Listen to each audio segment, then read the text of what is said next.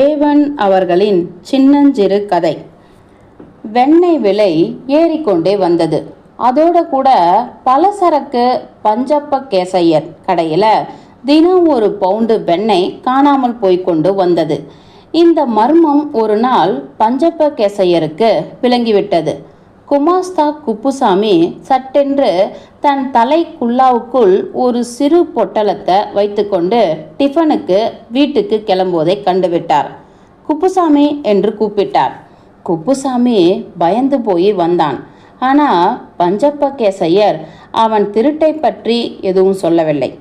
இங்கேயும் கொஞ்சம் காஃபி சாப்பிட்டுட்டு போயேன் என்றார். குப்புசாமி தயங்கினான்.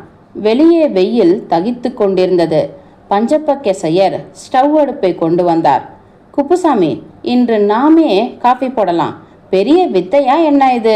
ஸ்டவ்வை மூட்டு என்றார். இதற்குள் குப்புசாமிக்கு தலைக்குள் வெண்ணெய் உருகுவது போன்ற உணர்ச்சி ஏற்பட்டுவிட்டது. அவன் துள்ளி எழுந்து, இல்லை சார், இன்னொரு நாள் சாப்பிட்றேன், இன்று வீட்டில் என்று ஆரம்பித்தான். உட்காருப்பா, உனக்கு வேண்டாம் என்றால் எனக்கு போட்டு கொடேன், சாப்பிடுகிறேன். அதற்கென்ன, அப்படியே செய்கிறேன் என்று குனிந்தான்.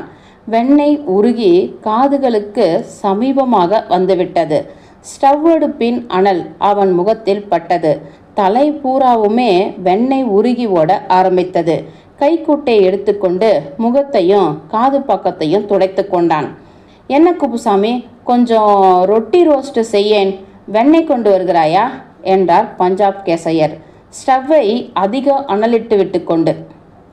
குப்புசாமிக்கு உடம்பெல்லாம் கொதித்தது. இதற்குள் வெண்ணெய் நெற்றியில் வழிய தொடங்கிவிட்டது. அவன் முதலாளியோ ஒன்றும் கவனியாதர் போல ஸ்டவ்வுக்கு காற்றடித்து கொண்டே இருந்தார்.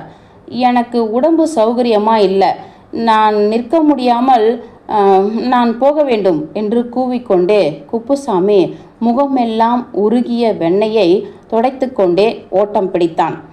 வெண்ணெய் நஷ்டமானால் போகிறது, இந்த வேடிக்கை சாதாரணமாய் காணக்கூடியதா என்ன என்றார் பஞ்சாப் கேசையர் தம் மனைவியை கூப்பிட்டு.